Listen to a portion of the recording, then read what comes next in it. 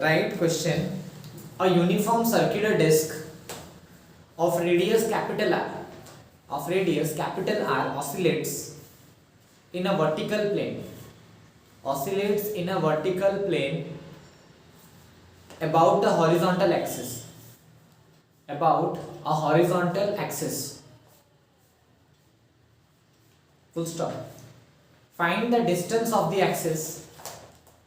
Find the distance of the axis of rotation. Find the distance of the axis of rotation from the center for which the period is minimum. For which the period is minimum. Full stop. What is the value of this period? What is the value of this period?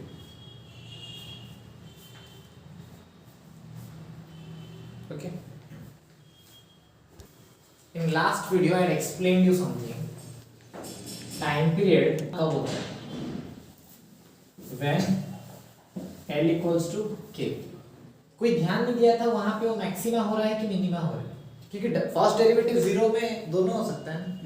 It can be a maxima also, it can be a minima. Double derivative करके देखे नहीं घर में जाके, वो minima का case होता है. क्योंकि टाइम पीरियड मैक्सिमा कब होता है? जब इफेक्टिव लेंथ क्या है? इंफिनिटी.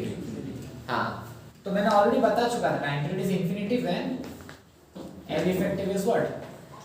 इंफिनिटी. तो ऑब्वियसली इस वाले केस में टाइम पीरियड क्या आता है? Minima when L equals to K. फिर क्वेश्चन क्या दिया है पढ़ो. Uniform circular disc of radius r. Disc है. डिस्क का आई कितना होता था? mr²/2. तो mk² इक्वल्स टू क्या हो जाएगा? mr²/2. mm कटा तो k इज व्हाट? r/√2. ठीक है ना. एंड टाइम पीरियड का फॉर्मूला वाज व्हाट? 2π√2k/g. तो 2π√2 into k के जगह में क्या डालेंगे? r/√2 into g. तो 2π2/√2 कितना हो जाएगा? √2r/g. ठीक है, समझे? Right. Next question. Find the period of small oscillations. Find the period of small oscillations of a uniform rod with length L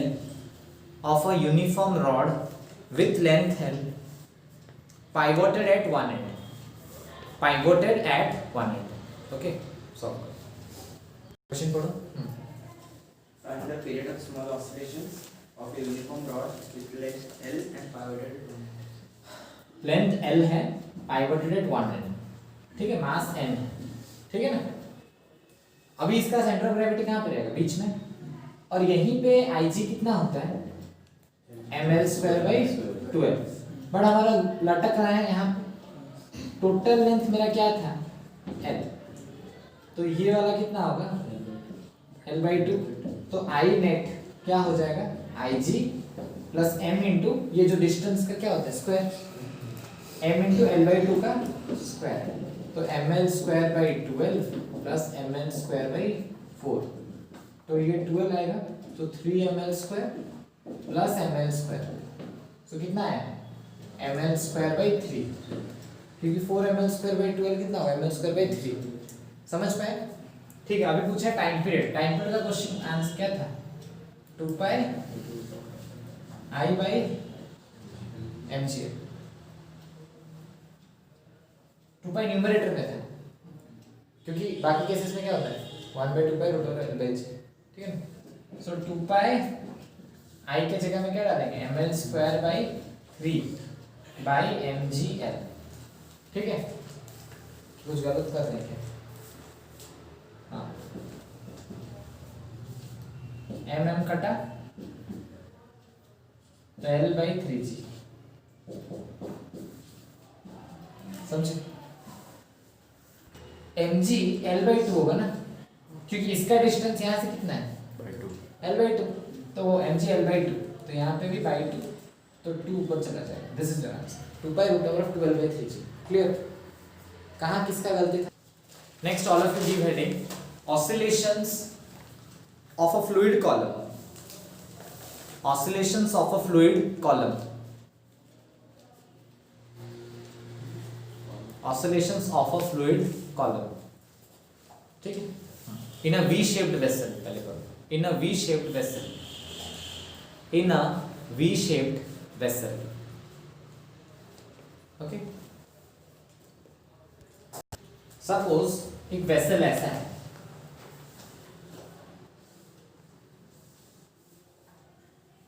ठीक है, हॉरिजॉन्टल के साथ अपना अपना अलग अलग एंगल है। मान लो ये थीटा 1 है, ये थीटा 2 है, ठीक। नॉर्मली पानी का लेवल यहां था, मान लो, ठीक है। सपोज मैं इसको अगर थोड़ा सा डिस्प्लेस करूंगा, इधर से थोड़ा पानी को दबाऊंगा तो उधर पानी उठेगा, और उधर दबाऊंगा तो इधर उठेगा। तो जितना दबाऊंगा उतना ही ना उठेगा। वाटर इक्वल लेवल तो राइज करता है ना, और वो ऐसे चेम होगा कि नहीं, एक बार उठा तो ऐसे ऐसे ऐसे ऐसे होता है कि नहीं। पानी एक तरफ अगर धक्का दे दूंगा, ऊपर उठा, दूसरी तरफ फिर उधर दबेगा तो ये उठेगा, ऐसे ऐसे चलेगा ना, ऐसे चेम सिंपल हार्मोनिक मोशन करेगा। सपोज ये इनिशियल पोजीशन है, सपोज मैंने यहां से इधर प्रेस किया, ये डार्क लाइन में दिया, तो सपोज दिस हाइट हमें नहीं पता, बट ये जो लेंथ वाइज ये हम लोग का मान लो x है। हाइट तो हमें नहीं पता, हाइट अलग अलग होगा ना, समझ रहे हो कि हाइट अलग अलग होगा, बट ये x जितना ये, क्योंकि देखो मैं समझाता हूँ जो नहीं समझ पा रहे, ये दोनों तरफ x होगा क्योंकि पाइप का थिकनेस एक ही है, एरिया इज सेम। तो मैं लिखता हूँ एरिया इज यूनिफॉर्म। एरिया अगर यूनिफॉर्म है तो अगर यहाँ से x नीचे दबाए हो तो उसके अंदर भी x ऊपर दबेगा, हाइट इक्वल नहीं होगा। Are you understanding? किसमें ज्यादा हाइट होगा, इसमें ज्यादा हाइट होगा, और इधर कम हाइट, क्योंकि ये पूरा सोक है, तो पानी बहुत सारा जाने से ना उतना हाइट उठेगा। Are you understanding? हाँ, तो अगर यहाँ पे मैं एक छोटा सा ऐसा ट्रायंगल बनाऊं तो ये हाइट को h1 ले सकते हैं। सिमिलरली मैं ये x को यहाँ ले लेता हूँ ना, बेटर है। यहाँ पे एक ट्रायंगल बनाओ तो ये हाइट को क्या ले सकते हैं, h2। अभी अगर ये थीटा 2 है, ये भी अपना क्या है, थीटा 2, ये थीटा 1 है, तो ये वाला एंगल क्या है, थीटा 1, ठीक है। अब ये x है मेरा, ठीक। अब हम लोग समझते हैं h1 क्या है। तो अभी पानी कैसा होगा,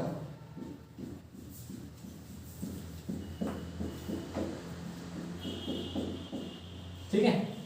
तो अभी पहले h1 पता करता हूं, तो h1 क्या हो जाएगा मेरा, x sin थीटा 1 क्या होगा, क्योंकि देखो ट्रायंगल ऐसा है ना, x ये h1 है, ये थीटा 1 है, तो sin थीटा 1 क्या होता है, perpendicular by hypotenuse, perpendicular is h1, तो x sin थीटा 1 क्या है, h या h1, ठीक है ना, आया। अब उस तरफ का लेते हैं, इधर का ट्रायंगल ऐसा कुछ है, ये अपना x ही है, तो sin थीटा 2 क्या हो जाएगा, h2 by x, तो h2 is what, x sin theta 2, ठीक है। फोर्स को हम लोग क्या बोलते हैं, force is what, pressure into area. Pressure क्या होता है, h rho g, तो प्रेशर को हम लोग क्या लिखेंगे, h rho g, but total difference in height कितना है, h नेट। देखो इस लेवल से इस ऊपर लेवल का डिफरेंस कितना है, ये difference is what, h1 plus h2। देखो बेस लेवल से h2 ऊपर है, बेस लेवल से h1 नीचे है, तो नेट हाइट का डिफरेंस कितना है, समझ नहीं रहोगे, ये बेस लेवल था ना, ऊपर h2 नीचे h1, तो टोटल डिफरेंस इन हाइट कितना है, h1 प्लस h2। तो यहाँ पे क्या लिख सकते हैं, h नेट रो जी ए, तो F equals to h1 plus h2 है, रो जी ए। तो x sin theta 1 x sin theta 2, तो कॉमन क्या ले सकते हैं, x, तो बचेगा क्या, sin theta 1 plus sin theta 2 into rho g a, ठीक है। थोड़ा लॉजिकली अगर सोच लें, यहाँ f को हम लोग क्या लिख सकते हैं, मास इनटू एक्सीलरेशन। f को क्या लिख सकते हो, ma is equals to x sin theta 1 plus sin theta 2 rho GA. So x by a is nothing but m by rho GA sin theta 1 plus sin theta 2. होगा कि नहीं? Time period का formula क्या होता था? 2 pi root over of x by a का mod. तो हम लोग टाइम पीरियड यहाँ पे क्या लिख सकते हैं? 2 pi root over of x by a की जगह पे m by rho g a sine theta 1 plus sine theta 2. ठीक है, ये सब डायरेक्ट क्वेश्चन आता है एंट्रेंस में. अगर एंगल पता है फट से हो जाएगा सब. कैसे आता है समझे? फॉर्मूला तो रट देते हो, कभी ना कभी तुम भी रटे हो, but counts like this. Clear? Next, suppose you tube होता है तो ठीक है. सो सपोज बेस लेवल ये है, ठीक है. अगर मैं यहां पानी को पुश करूं यहां तक, तो यहां पानी उठ जाएगा ऊपर. सेम हाइट होगा x x.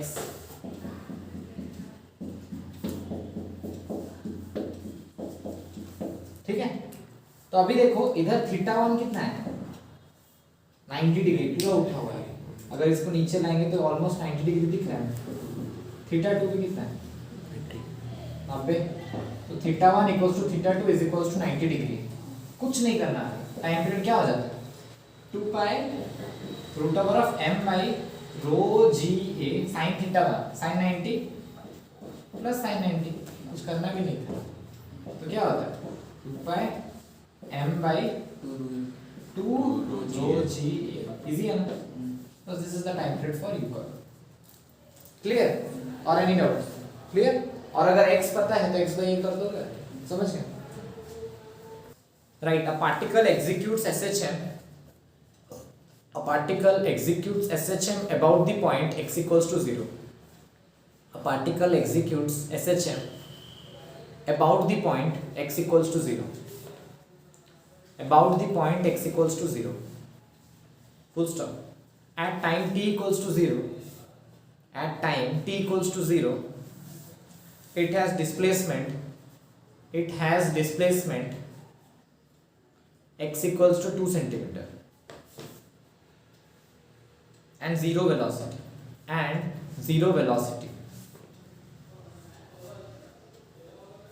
Full stop. If the frequency of motion is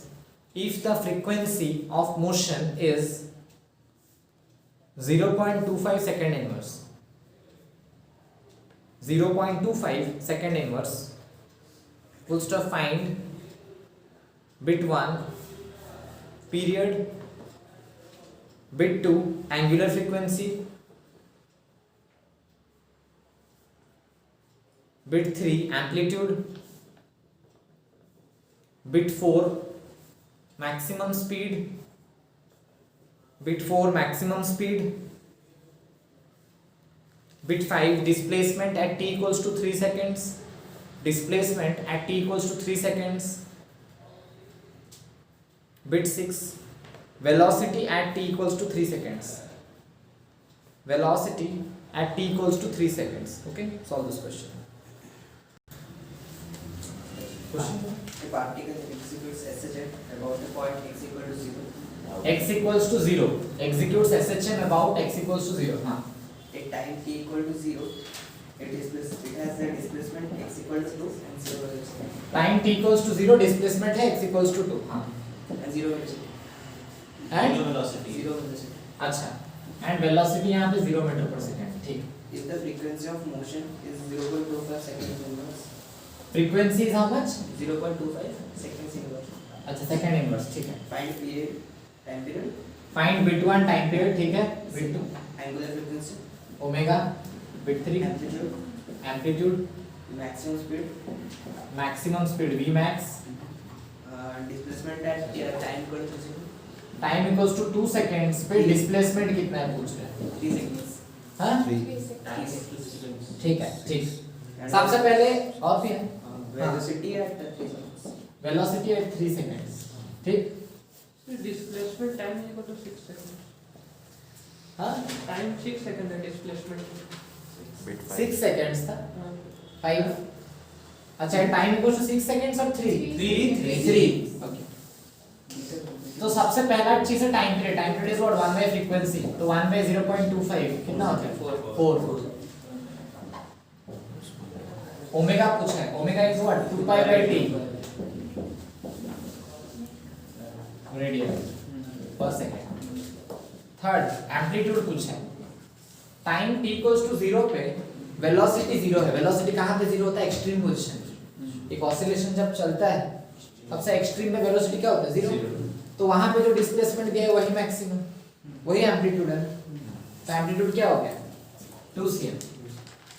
fourth v max, maximum velocity का फॉर्मूला याद करो, ओमेगा a होता था, एसएचएम में डिराइव किया था ना, ओमेगा इनटू a कर लो, 2 pi by 4 into 2 by 100 centimetre में ना, मीटर में कर दो, ठीक है, मीटर पर second. Fifth at t equals to 3 second x कितना है, ठीक। तो हम लोग को पता है टाइम पीरियड कितना है 4 सेकंड्स का है, ठीक है। जरा ध्यान से देखो, 4 सेकंड में एक ऑसिलेशन कंप्लीट करता है वो, और हम लोग छोड़ कहां से रहे, यहां से आया, वापस वहां जब पहुंचा 4 सेकंड, 1 सेकंड